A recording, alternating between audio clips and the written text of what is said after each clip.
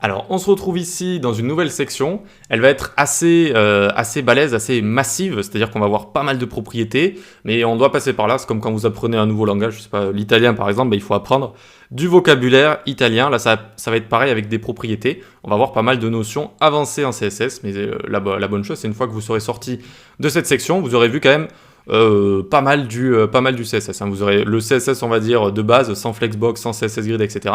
Vous serez bien confirmé quand même. Vous aurez vu tout ce qu'il faut voir, ou 80%, 80-90%.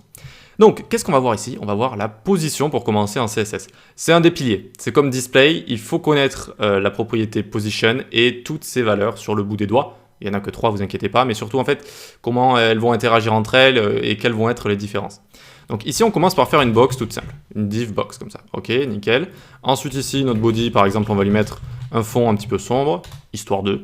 On lui enlève le margin, vous savez, il y a tout le temps un peu de marge, donc 0.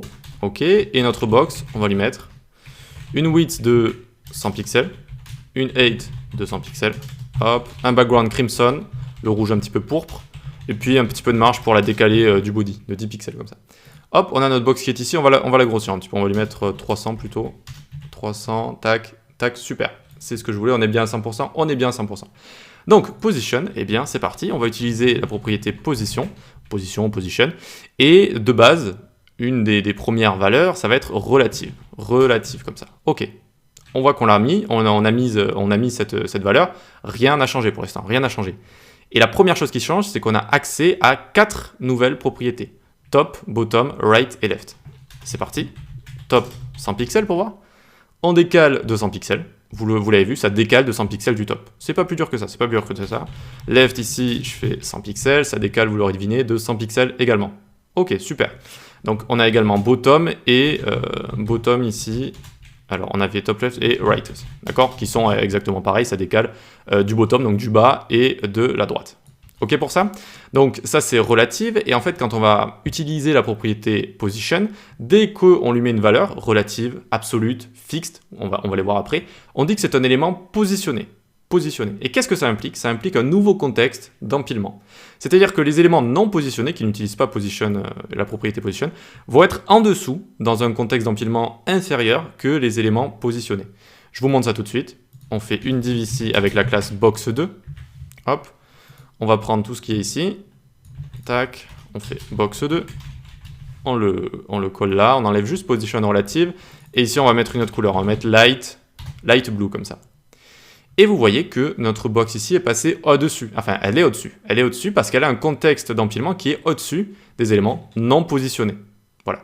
Donc, il faut comprendre ça. Le contexte d'empilement, je referai une petite vidéo un petit peu plus tard pour aller plus loin. Il y a certaines propriétés qui sont liées à ce contexte d'empilement qui vont créer en fait un nouveau contexte et se mettre au-dessus des autres quand on va l'utiliser, notamment transform. On le verra aussi avec opacity et avec quelques autres petites propriétés. Voilà. Donc ça, c'est relative. On a accès à top, left, etc. Et notre élément va rester dans le flux. C'est-à-dire qu'on va le positionner par rapport à... Vous voyez, quand je mets 0, 0 ici, c'est là où il est dans le flux normal HTML. Le flux, c'est-à-dire de haut en bas, hein, vous avez les divs qui se suivent. Et donc, c'est le flux, quoi. C'est le flux ou le flow en anglais, le flux en français. Et là, donc, c'est toujours positionné par rapport au flux. C'est-à-dire, la box avance là, c'est 2 blocs. Bon, rien n'a changé. Et dès que je vais utiliser top, etc., ça va toujours la positionner par rapport à cette place dans le flux normal. Et on va avoir accès à une dernière propriété, ça va être Z-index, ou Z-index en anglais. C'est-à-dire qu'on va pouvoir donner un ordre assez... on va pouvoir donner, on va dire artificiellement, un nouveau contexte d'empilement. Si je lui mets 500 ici, ça crée un nouveau contexte d'empilement. Alors ça n'en crée pas 500, ça en crée un qui est à l'ordre, à la position 500. Et donc si je commence à mettre position relative en dessous également, hop, et que je lui mets un Z-index de 5 par exemple, eh bien ça va créer un nouveau contexte d'empilement, mais à l'ordre 5 ici. Donc si je mets la box rouge au-dessus de la box bleue, vous l'aurez deviné, c'est la box rouge qui va passer sur la box bleue. Hop, ok. Mais si je viens ici et que je fais, je peux mettre n'importe quel chiffre, hein, juste un chiffre au-dessus, eh bien lui il a un contexte d'empilement supérieur. D'accord? C'est ce principe en fait d'empiler les éléments positionnés. Et on va pouvoir, alors de base ça crée un nouveau contexte d'empilement, mais nous on peut en créer des contextes artificiels et pouvoir donc les mettre les uns au-dessus des autres. Voilà. Donc relatif, ça reste dans le flux normal, on peut le positionner Et on peut également utiliser Z-index pour le positionner au-dessus ou en dessous d'autres éléments positionnés. Voilà. Je comprends que la position, c'est un petit peu compliqué à voir dès le début. J'essaye vraiment de faire assez facile, mais bon, il faut mettre les mains dans le cambouis une fois de temps en temps. Donc ici, on va remettre ça à 0. Les Z-index, bon, en général, on ne met pas des chiffres aussi grands. On met des chiffres grands, souvent, peut-être, vous verrez 1000 ou quoi que ce soit, c'est pour bien s'y retrouver.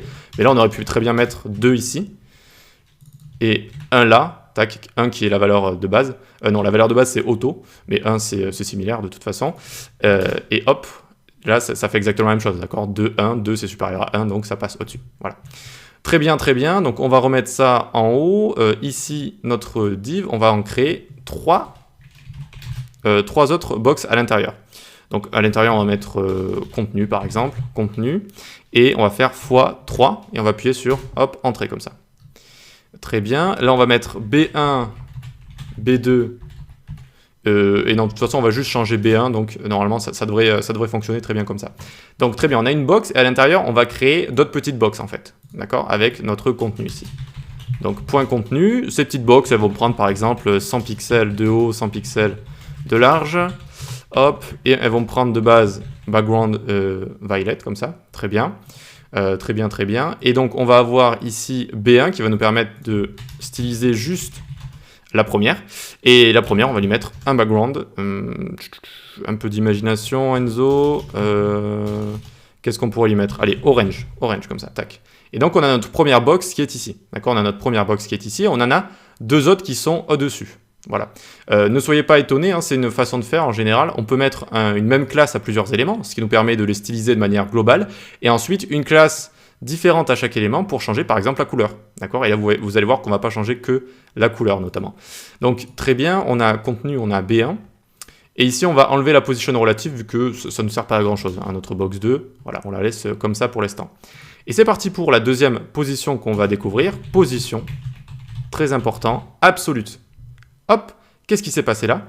Nos deux contenus, donc nos deux carrés violets sont passés sous notre boîte B1 ici, d'accord, qui est passée en absolute. Elles sont passées dessous. Pourquoi? La première chose à comprendre, c'est que B1 a été retiré du flux. D'accord, le flux, c'était les 3 boîtes les unes sur les autres. Hop, c'est retiré du flux. Du coup, les deux se mettent en dessous. Elles vont glisser en dessous, si vous voulez. Voilà. La première chose à comprendre avec absolute, c'est que c'est retiré du flux. Et c'est positionné tout de même par rapport à... alors c'est là que ça devient un petit peu tricky, par rapport à là où c'était dans le flux. Vous voyez que de base, en fait, elle était au début ici. Donc elle reste positionnée par rapport à là où elle était dans le flux, mais elle en est retirée. C'est-à-dire que si vous créez des éléments à côté d'elle, dans le flux ici, eh bien ils vont l'ignorer, donc ils vont passer en dessous ici. Voilà. Ils passent en dessous, pourquoi? Parce qu'il y a un nouveau contexte d'empilement d'un élément positionné. D'accord? Donc ça passe au-dessus comme ça. D'autres choses. Donc, dès qu'un élément est positionné, comme position relative, eh bien, on peut toujours utiliser top, left, etc. Ça, c'est commun à tous les éléments positionnés. Donc, allons-y. Si je mets top 0, qu'est-ce qui va se passer ici, à votre avis? Hop, où elle est passée? Elle est passée ici, vous voyez, elle est tout au début ici. Donc, ce qu'on va faire ici, on va mettre z-index -1 à notre box rouge ici. Ça permet de mettre un contexte d'empilement négatif, et donc, du coup, de passer sous tous les éléments positionnés. Voilà. -1, et du coup, regardez, notre boîte orange, elle s'est positionnée tout en haut. Qu'est-ce qui s'est passé? Et là, c'est une des règles de absolute qu'il faut bien comprendre. Ici, on a donc la div qu'on a mis en absolute. Si elle n'a pas de parent positionné, donc si box 2 n'est pas positionnée, soit en relative, soit en absolute, soit dès qu'elle est positionnée, elle va chercher un ancêtre qui sera positionné. Donc ici, il n'y a pas d'autre ancêtre que box, il n'y a que body. Et donc, si elle ne trouve pas d'autre ancêtre positionné, elle va se positionner par rapport au body. Voilà, c'est la règle, d'accord? Donc ici, elle s'est positionnée par rapport au body en fait. Je lui ai mis top 0, ok, elle a dit hop, je vais à top 0 du body, donc je me mets tout en haut ici. Voilà. Donc ici, je vous ai dit qu'elle va rechercher un ancêtre positionné, donc normalement, si on positionne notre box B2 avec par exemple un position relative, eh bien, elle sera toujours positionnée par rapport à... Alors là, je l'ai mis à contenu, c'est pas ici, c'est ici. Box 2, tac, hop, elle est revenue ici, c'est bon. Elle a un ancêtre positionné, donc elle va être... Alors, j'aime bien utiliser le terme relatif. Elle va être relative, du coup, à son parent. Et même si vous mettez à son parent, par exemple, position absolute également. D'accord? Hop, ça va toujours être relatif à son parent dès qu'il va être positionné. Voilà, donc ici, on va laisser relative comme ça. Très bien. Donc ça, c'est absolute. Ça va être positionné par rapport aux parents. Et donc, une des choses qui peuvent être très intéressantes avec ça, absolute, c'est de parfaitement centrer dans une box. Donc ici, on a envie d'avoir notre box parfaitement centrée dans la box bleu clair.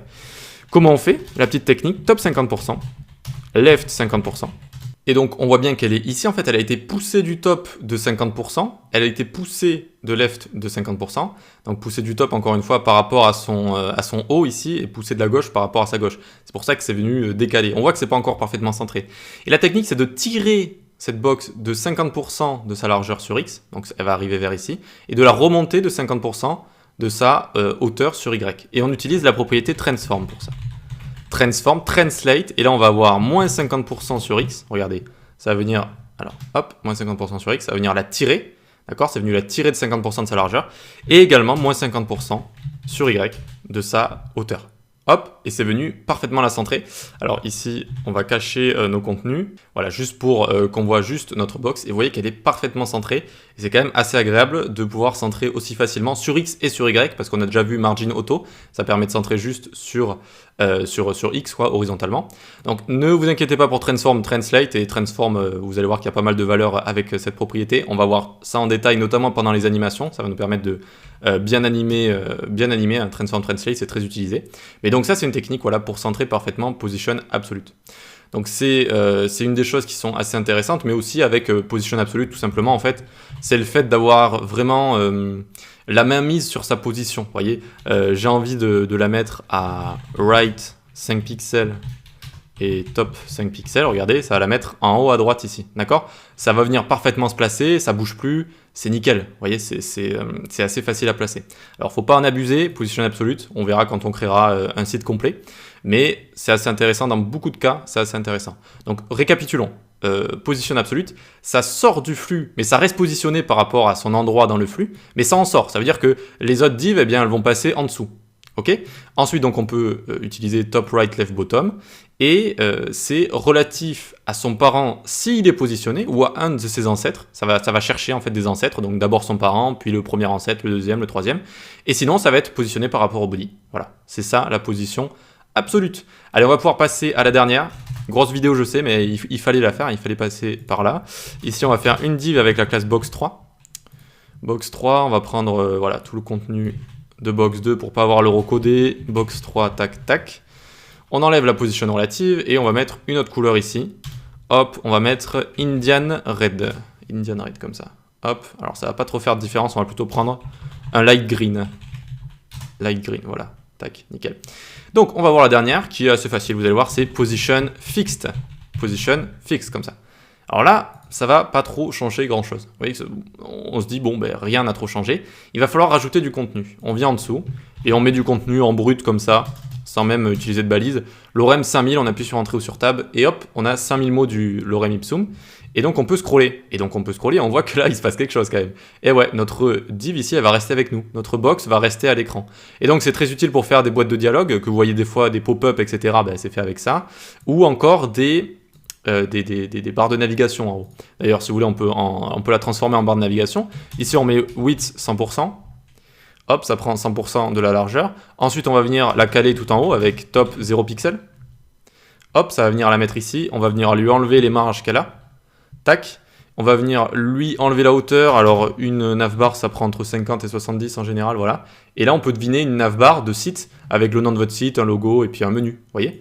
Et donc, c'est très, très utile pour ça aussi, pour faire des menus qui vont rester collés comme ça tout le long de votre site, tout simplement. Donc, Position Fixed, ça va la sortir du flux comme en Position Absolute et ça va rester à l'écran quand vous allez scroller et qu'il y aura du contenu, tout simplement. Ça va rester avec vous à l'écran. C'est pareil, très pratique dans certains cas, notamment pour faire des navbars ou des petites pop-up qui vont popper, hein, comme ça, tout simplement. Voilà, donc c'est tout pour Absolute, pour position, relative, absolute et fixed. Donc c'est un pilier, il faut savoir l'utiliser pour bien mettre en place ces éléments, pour bien les manipuler, tout simplement, pour avoir accès à leurs fonctionnalités qui sont assez sympas, notamment de top right, etc. C'est assez sympa. Allez, on peut passer à la suite. Posez-moi des questions si vous en avez, sinon regardez un petit peu la vidéo, prenez des notes, n'hésitez pas à les relire pendant quelques jours, histoire que ça rentre bien. Et surtout, faites vos tests, prenez le code. Et avec vos doigts, allez-y, vous mettez top, etc. Enfin, changez les propriétés, changez les valeurs, vraiment essayez de pousser les choses à bout pour voir un petit peu comment ça réagit. Allez, on passe à la suite.